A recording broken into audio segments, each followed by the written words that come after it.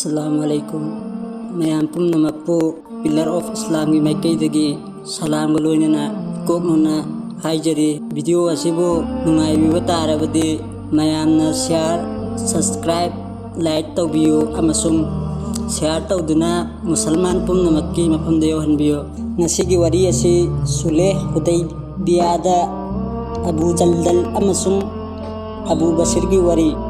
asi makha chathajarage. Hazrat ki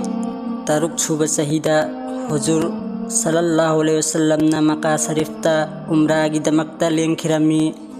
Makkah da leiba kafirna masigi pau phangkhirami amasung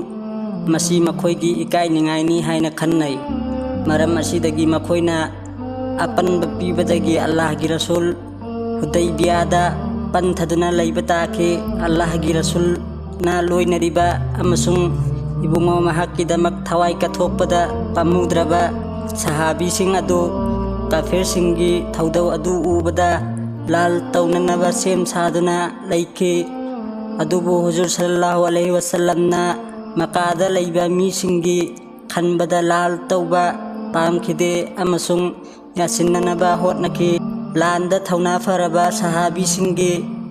loinarabasu Huzur sallallahu alaihi wasallam na kafir singi sarta khudingmak puyake makhoina haiba khudingmak yaraga picture nonjana yasinnaba si sahabi singna pamlamde adumak oirabasu sahabi singna Huzur sallallahu alaihi wasallam gi yathang adungaki maram asina qalla thawraba Hazrat Umar radhiyallahu anhu amasung magumna qalla thawraba kayasu hukum adu inbataki yasinnabagi damakta sarta taunakhiba adugi manungda kafir singi manungdagi kanagumba amma Islam purak laga hijrat tauba tarabadi musalman singna mahakpu Makkahda halakadabani haina yauki amasung musalman singi manungdagi kanagumba amma kafir olaga satkhiba tarabadi mahakpu halalaktaba haiba asisu amani yanachi asi hojik loina fauba idringaida Hazrat Abu Jaldal radhiyallahu anha Islam purakpa maramdagi maong gi awabasing khangladuna lairambadagi yotlau kotlauna punna turoi ngamloi tauraduna jinsilaklammi amasung musalman singi marakta yaurabadi mahakki awabasing adu kokkani haina thajarami tanja aduda mahakki mapa Suhel yanase inaba asida kufargi maikaidagi wakil loina yorami amasung matamadu fawada mahak musalman oidari maka joy tauraba matungdadi Islam purakhe mahakna magi machanupa Abu Jaldalbu khupakna tharami amasung amuk hanna pukhinaba kanna taksilami Allah gi Rasul sallallahu alaihi wasallam na haiki haujimakti che inabasu loidri aduna sarta ngakpagi mathausu tadri adubu makhoina kanna adumak taksilami adugi matungda Allah gi Rasulna mahak asimaktadi aina nijabani khallaga pibiramlo haina haijaki tawingum sung makhoina muknaduna leiba maramdagi yakhide Abu Jaldalna musalman singbu kauraga haijarakki ai musalman ollaga laklibani awaba kayasu thengnaraklabani aduga amuk hanna aibu thajillibra matam maduda musalman singi thamoida leiramgadaba machak adudi Allah khaktana khangi adubu Huzur sallallahu alaihi wasallam gi yathangdagi mahak halankhre sabar taunanaba amasung ikuidana Allah taala na lambi hangdok pirakkani haina su tapirakhi che chang inaba loiraba matungda Abu Basir kauba sahabi amasu musalman olladuna Madina Manawwarada yaurakki kafir singna mahakpu pugnabagi damakta mi ani tharakki Allah gi Rasul sallallahu alaihi wasallam na inkibagi matung inna mahakpu halankhirami matam sida Abu Basirna hangatchaki e Allah gi Rasul sallallahu alaihi wasallam ai musalman ollaga lakcharabani maduga ai hakpu kafir singi makutta amuk hanna thajin birebra Masi tabda Hazratna mahakpusu sabar taunanaba amasung waruganu ikui kuidana Allah Ta'ala na nahakkidamak lambi hangdok pirakkani haina takpiki kafir ani aduga loinana sahabi asi hankirami lambida makhoi anigi manungdagi amada Abu Basirna haike marub nangi thangsang asidi yamna phajana ui nupa aduna napal tawduna hairakki achumbani masigi thang asina ikaya marum hatkrabani masi hairaga thangsang adu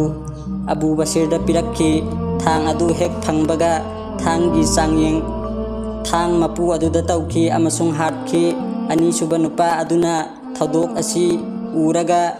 hajikti magi number yaurakadaure khalladuna